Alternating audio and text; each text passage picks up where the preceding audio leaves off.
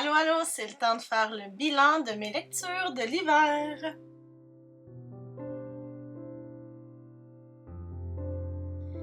Bonjour tout le monde, j'espère que vous allez bien. Ça me fait plaisir de vous retrouver sur ma chaîne aujourd'hui pour faire le bilan de ce que j'ai lu cet hiver. Donc, je vais couvrir le mois de décembre, janvier et février, le Cold Winter Challenge que j'ai pour ma part étiré jusqu'à la fin du mois de février parce qu'ici c'est tellement encore l'hiver, vous avez même pas idée de la quantité de neige que je vois par la fenêtre. Donc, je vais vous parler de ces livres-là. Il y en a 12, alors prenez-vous un petit breuvage, installez-vous confortablement. Je veux tout d'abord faire un mea culpa. Je sais pas si c'est nécessaire.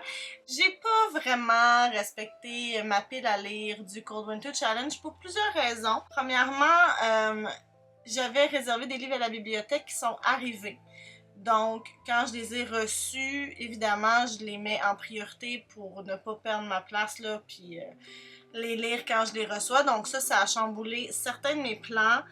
Ensuite de ça, j'ai aussi fait quelques achats qui ont changé mes plans. Je vous en reparle un petit peu plus tard. Ben, coudonc, tu sais, c'est comme ça, hein.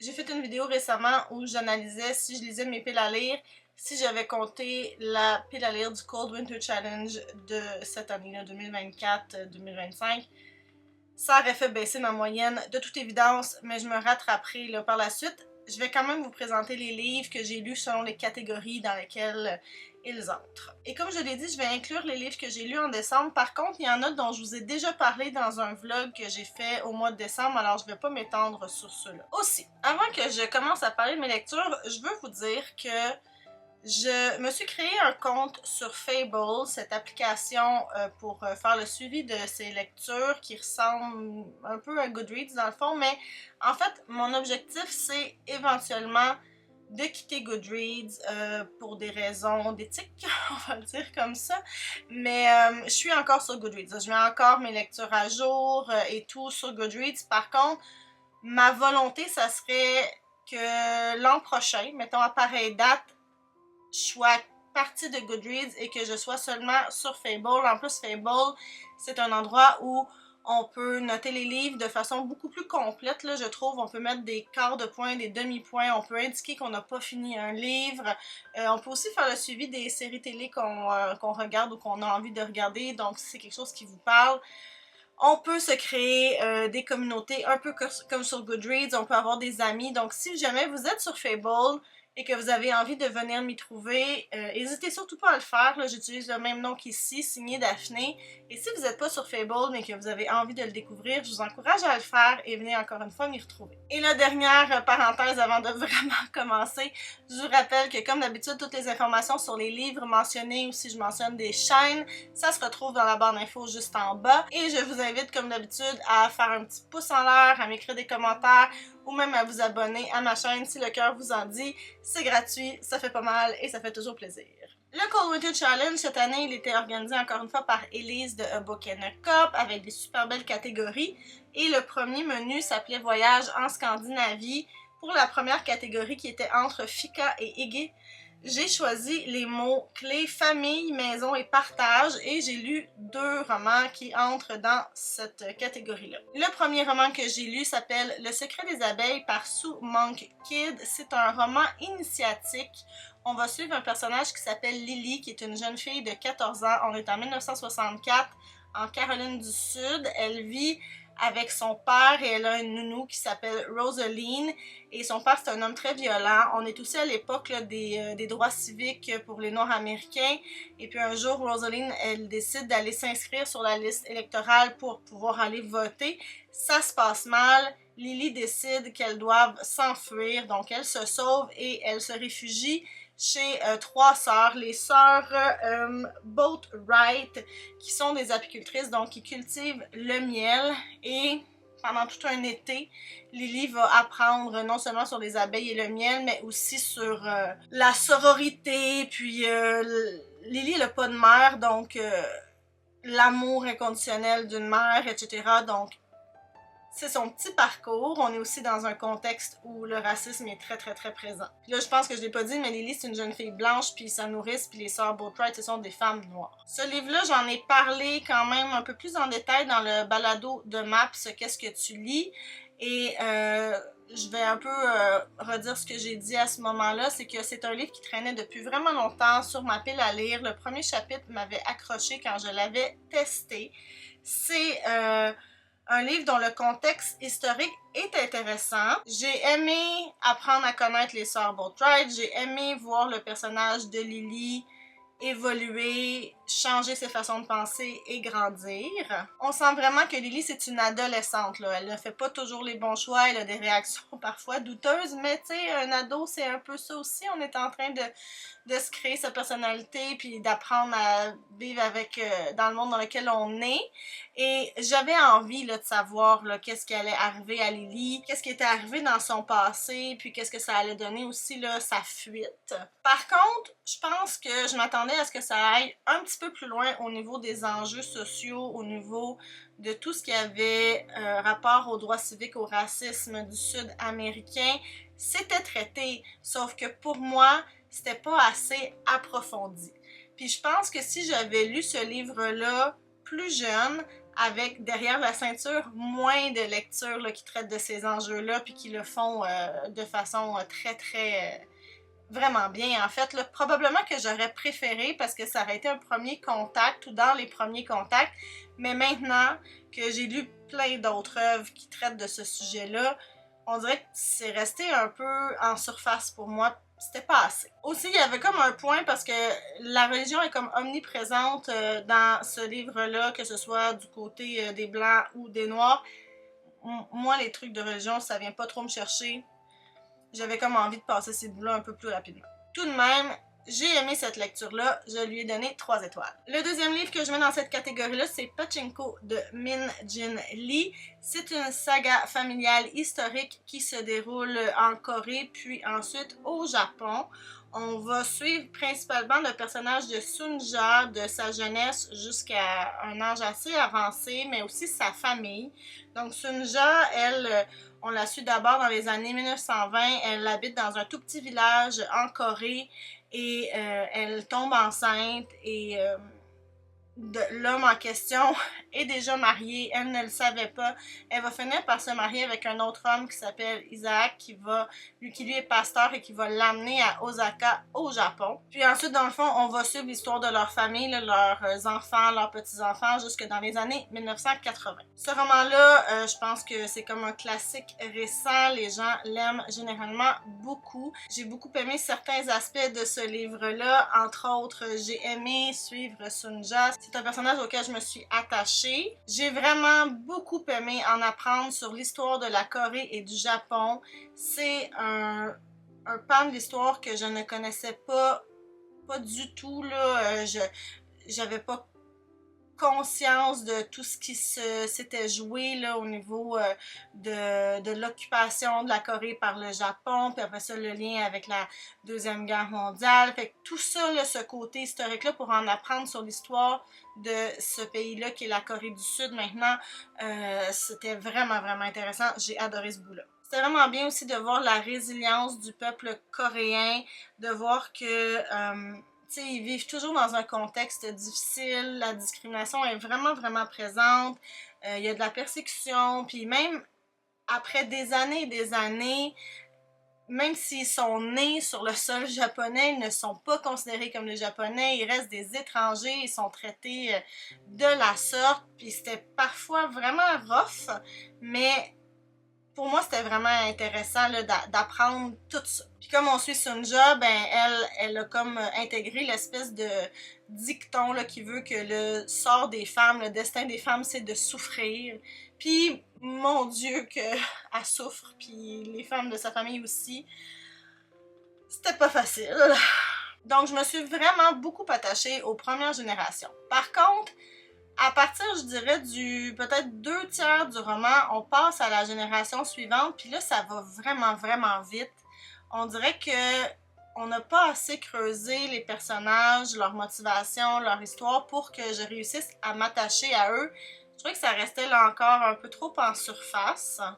Pourtant, il leur arrive des choses vraiment dramatiques aussi, puis ils vivent des trucs vraiment pas cool. Puis au niveau du style, ben ça sautait vraiment d'une situation à l'autre, assez rapidement, assez abruptement parfois. T'sais, on peut nous dire genre, telle personne fit telle chose, elle mourut. Puis au prochain chapitre, on est rendu genre 2 ans plus tard, pis t'es comme, ok, mais comment ça? Fait qu'en tout cas, fait que des fois c'était un peu déstabilisant pour ça. Quand même, j'ai passé un bon moment de lecture, puis je pense que c'est vraiment un roman intéressant et important à lire pour apprendre à connaître justement l'histoire de ce coin de pays-là, de ce coin de planète-là. Puis ça répond à un de mes objectifs personnels que je me suis fixé d'aller voir de la littérature de d'autres pays. Donc déjà, j'ai fait un petit pas là-dedans. Et je lui ai donné 3.5 étoiles. Pour la catégorie Yule, j'ai choisi de taguer les termes temps anciens, être magique ou pratiquant la magie. Et j'ai lu The Way of Kings par Brandon Sanderson, le premier tome des archives de Rochard, La Voix des Rois. On est toujours dans le Cosmere.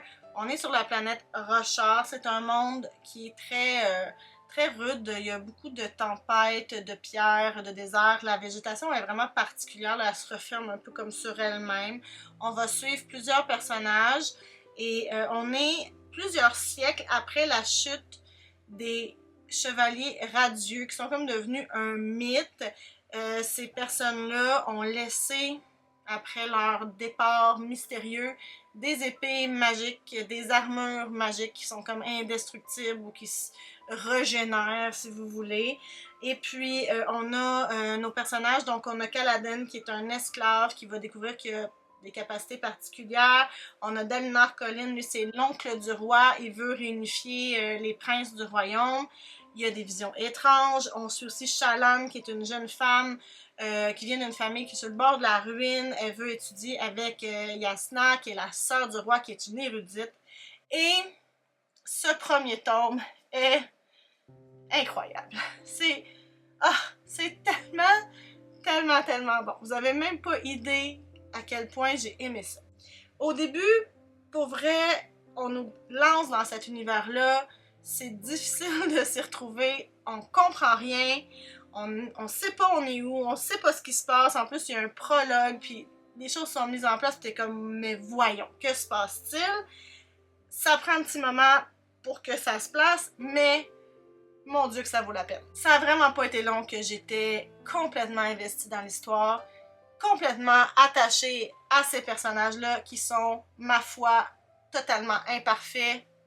J'aime ça, des personnages imparfaits. Puis évidemment, il y a comme une menace qui plane. C'est très intriguant. J'ai envie toujours de savoir qu'est-ce qui va se passer. C'est un gros livre, on va pas se le cacher. Mais ça se lit super bien, vraiment pas difficile à lire. Comme d'habitude, Sanderson, il nous offre un monde très bien développé, un système de magie, encore une fois, vraiment réfléchi. On sait que, il a pensé à son affaire, c'est original, c'est bien construit, il y a de l'action, mais il y a aussi de l'introspection. Je trouve que les choix que les personnages font, j'y crois.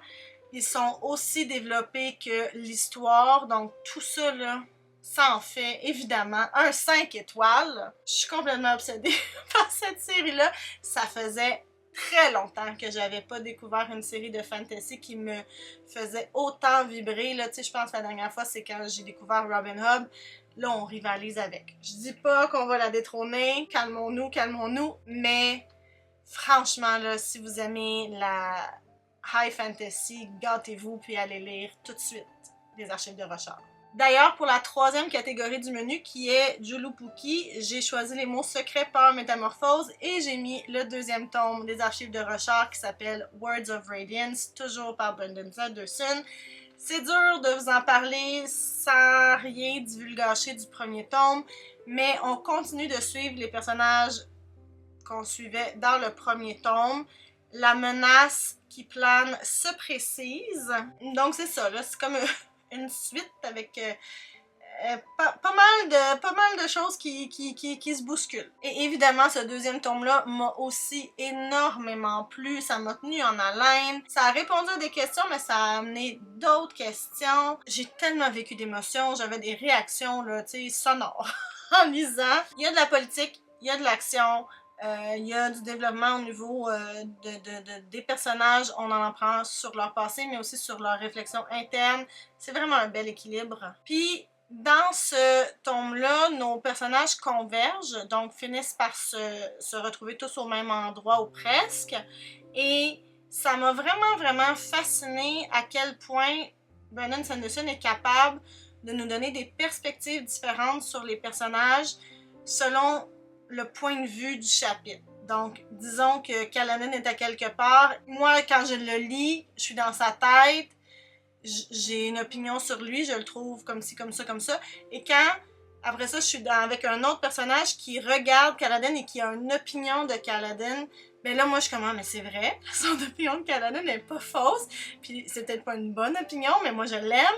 Donc, tout ça, là, d'être capable de nous faire vraiment percevoir les différents points de vue, c'est fait de façon admirable.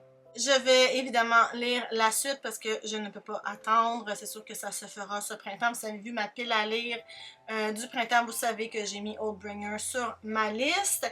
Et je lui ai donné 4,5 étoiles parce que pour moi, le premier était tellement extraordinaire. Des feux d'artifice, quelque chose auquel je ne m'attendais pas du tout.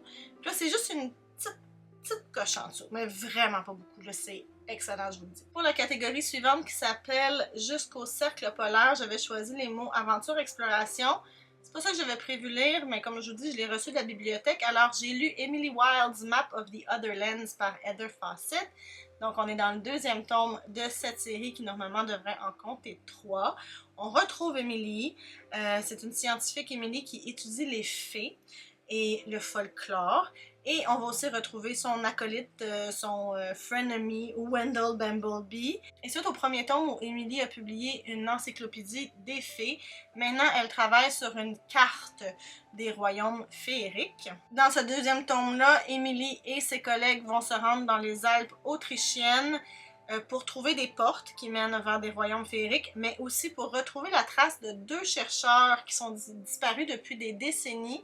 Et puis, il y a en même temps des assassins qui sont sur leur trace, donc ils doivent s'échapper. J'ai bien aimé ce deuxième tome de la série, mais je dois être honnête et dire que j'ai préféré le premier tome. Je peux pas vraiment l'expliquer. On dirait que c'était tellement... Le premier tome était tellement surprenant, c'était tellement rafraîchissant, quelque chose de nouveau. Puis là, ben, l'effet de nouveauté... c'est un peu estompé, mais c'était bon pareil, c'était une très bonne lecture. Aussi, dans ce tome-là, Wendell est un peu moins présent.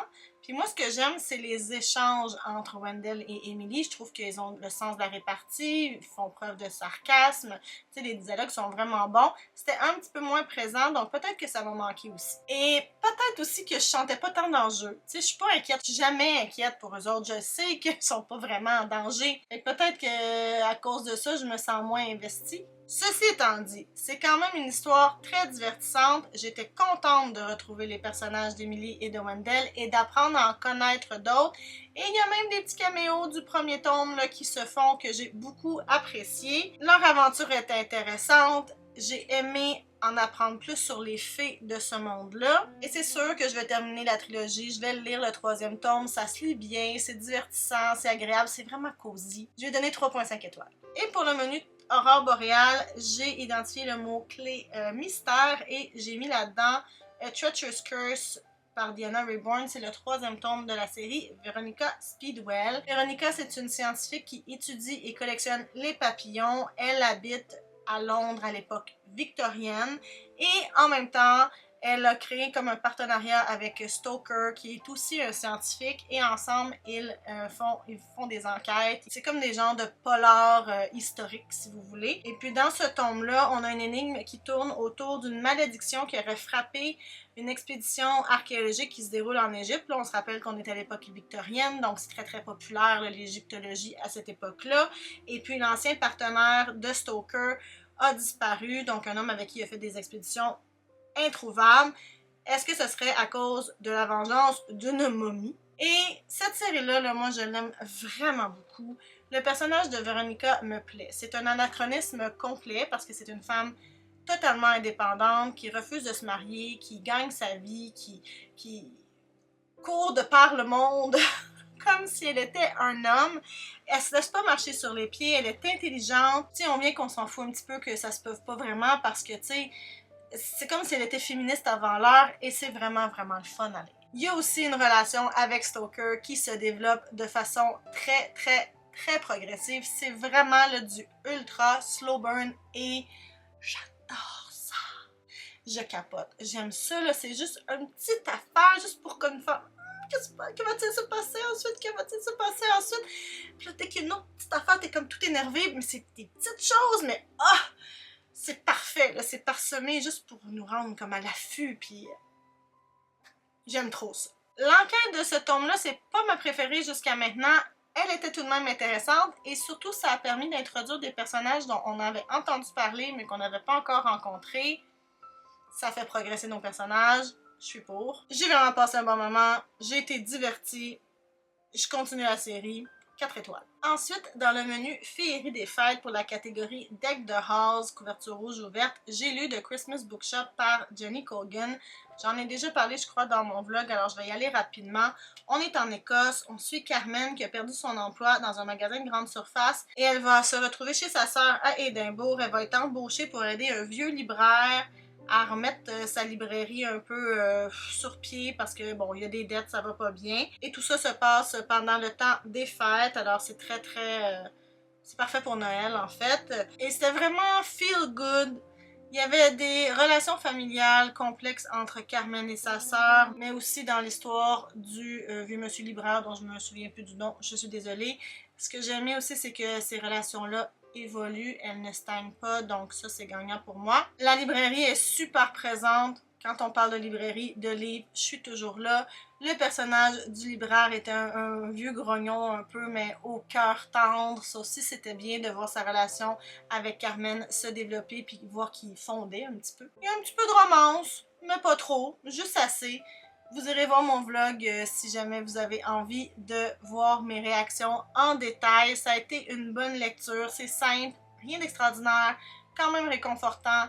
Comme j'ai dit, parfait pour le temps des fêtes, donc vous pouvez mettre ça sur votre liste pour décembre prochain. J'ai donné 3 étoiles. Et pour la catégorie Au coin du feu, j'ai lu The Book Club Hotel par Sarah Morgan. Celui-là aussi, je l'ai vlogué, donc je vous invite encore une fois à aller voir cette vidéo-là du mois de décembre. Et dans ce livre-là, on suit 3 amies, Erika, Claudia et Anna, qui vont aller passer une semaine dans une petite auberge du Vermont. Elles se donnent le prétexte d'avoir un club de lecture pour se retrouver là, une fois par année. Et sur place, elles vont créer des liens avec la dame qui dirige l'auberge, qui est une jeune veuve qui s'appelle Hattie. Et pour moi, ce livre-là, ça n'a pas du tout été un succès. Ça ne m'a pas malheureusement réchauffé le cœur ni le corps. J'ai failli l'abandonner. Si vous avez vu mon vlog, vous savez, c'était vraiment très prévisible. Les messages, pour moi, étaient vieillots. Ils ne résonnaient pas du tout pour moi. Dans tous les personnages qu'on suivait, il y en avait un seul qui m'intéressait. Bon, tout de même, hein, c'est une petite lecture facile, donc ça pourrait vous plaire. Ça a vraiment des ambiances aussi de Noël. Si vous voulez une ambiance de livre, c'est pas le bon, mais si vous voulez une ambiance de Noël, ça pourrait le faire. Pour moi, ça n'a pas été un succès. 2 étoiles. Enfin, pour le menu froid polaire, avec la première catégorie, stalactite ensanglantée, les mots-clés étaient thriller policier, j'ai lu Bienvenue à Meurtreville d'André Marois. C'est le premier volume dans sa trilogie mandevilloise. On n'est pas obligé de les lire tous ou de les lire dans l'ordre, mais c'est le même enquêteur qui revient dans les 3 histoires. Et j'ai tellement aimé La Sainte Paix que c'était certain que j'allais lire les autres. En plus, ça se passe vraiment très près de chez moi, dans le nord de la Naudière. Et là, on a quelqu'un dans le roman qui décide justement que Mandeville attire pas assez les gens. C'est un village pas assez intéressant, il n'y a pas assez de touristes, il faut faire quelque chose. Et si jamais il y avait un meurtrier en série, il y aurait des gens qui viendraient visiter Mandeville parce que ça attire les foules. Tu sais, les gens, ils sont fascinés par le crime, fait qu'ils viendraient voir les scènes de crime et tout. C'est donc la solution. Encore une fois, je me suis régalée avec cette histoire-là. Ça se lit vraiment rapidement, là, c'est vraiment pas long à lire et c'est de l'humour noir. Tu sais, on rit, mais on rit jaune et on se demande jusqu'où les personnages vont aller, comment ça va s'arrêter, parce que, mon Dieu, la pente que ça prend. J'étais vraiment prise dans l'histoire, c'est vraiment cynique, mais en même temps, c'était prenant, c'était divertissant, et c'est certain que je vais lire le prochain, qui est irréparable, si je ne me trompe pas, je vais le lire probablement au mois de juin. J'ai donné à Meurtreville 4 étoiles. Pour la même catégorie, j'ai lu The One par John Mars. En fait, je l'ai lu dans le cadre du Club des Mentis, le club de lecture de mon ami Sylvain. C'est un thriller de science-fiction, mais on dirait que le terme thriller, c'est pas tout à fait approprié. Là, vous irez nous écouter si jamais vous l'avez lu, puis vous irez nous dire si vous êtes d'accord avec ce dont on a discuté. Puis, on est dans un monde où un test d'ADN permet de savoir qui est ton match parfait, ton âme sœur. Et puis, les gens, dans le fond, donc il y a une compagnie qui s'appelle One True Match ou True Match, je ne me rappelle plus trop. Il y a une compagnie donc, qui recueille votre échantillon d'ADN, qui fait les tests, et dans la banque va vous indiquer qui est cette personne qui est faite pour vous. Et on va suivre 5 personnages, pardon. On a Jade, Mandy, Nick, Christopher et Ellis. Et c'est un roman choral, mais encore là, d'habitude dans un roman choral, les personnages finissent par se retrouver, là, avoir des liens les uns vers les autres, puis là, c'est pas tant le cas. Alors, on va plutôt suivre leur histoire. Sylvain avait dit que ça aurait pu comme faire un recueil de nouvelles avec chacun leur histoire. Je trouvais l'idée plutôt bonne. Et donc, on va suivre ces personnages-là. Ils croient tous avoir enfin trouvé la personne pour elle, le grand amour. Et on se rend compte au fil des pages que c'est pas si simple, puis il y a toujours une couche de surprise après l'autre, après l'autre. J'avais l'impression des fois d'être dans Scooby-Doo, d'avoir toujours comme « Ah, j'enlève le masque et je suis le méchant » et ensuite j'enlève un autre masque et finalement j'étais le gentil, et puis un autre masque, puis finalement j'étais le méchant pour vrai. Donc, c'est ça, il y avait beaucoup, beaucoup, beaucoup de surprises. J'ai passé un très bon moment. Ce livre-là, il est vraiment, vraiment divertissant. Les chapitres sont courts, se finissent généralement sur des petites révélations ou des cliffhangers. J'ai vu venir certaines choses, c'était immense, immense, immense, mais il y a quand même d'autres trucs où c'est allé où je m'attendais pas du tout. Puis je me disais, mon Dieu, qu'est-ce que c'est ça? Ça allait vraiment plus loin, en fait, que ce que j'aurais pensé. Ça amène aussi une bonne réflexion sur la place que les technologies et les algorithmes prennent dans notre vie, à quel point on leur fait confiance pour diriger nos vies, nos décisions. Par contre, on se l'est dit en club de lecture, on dirait que le concept, l'idée là, est vraiment, vraiment, vraiment intéressante, mais que ça n'a peut-être pas été assez creusé tout à fait. Ça aurait pu aller beaucoup plus loin, beaucoup plus en profondeur. C'est pas ça qui est arrivé. C'est vraiment là, comme des chips, ce roman-là. On mange ça, là, on peut pas s'arrêter. C'est pas de la grande littérature. C'est très, très, très efficace. C'est efficace en s'il vous plaît. Mais c'est ça. C'est pas un roman qui amène assez loin, je pense, sa prémisse. Tout de même, je le recommande. Pour vrai, un excellent roman quand on veut pas trop se prendre la tête. Je pense que quand on lit comme ça sans trop justement s'arrêter, ça passe. Faut juste pas trop après ça creuser puis se dire ouais mais pourquoi t'as l'affaire, mais pourquoi t'as... Parce que là à un moment donné ça défait un peu le château de cartes, mais si on le prend pour ce que c'est là, c'est une très bonne lecture divertissante. Je lui ai donné 3.5 étoiles. Et pour la catégorie La magie de l'hiver avec les mots-clés folklore hivernal et nordique, en fait là j'ai mis le premier tome d'Emily Wilde qui est Emily Wilde's Encyclopedia of Fairies, donc l'encyclopédie féerique d'Emily Wilde par Heather Fawcett. Je vous en ai déjà un petit peu parlé plus tôt de Emily, le contexte dans lequel elle vit. Dans ce premier tome-là, elle va se rendre dans un village nordique pour étudier des fées plutôt rares. Wendell Bumblebee, qui est, comme je vous le disais tantôt, son collègue avec qui elle a une relation ambiguë, on va dire, va venir la rejoindre et on va se rendre compte que lui-même, il a ses propres mystères. J'en ai déjà parlé dans mon bilan de l'année 2024 parce que ce livre-là était dans mes top lectures de 2024, donc je ne m'étendrai pas davantage sur ce livre-là.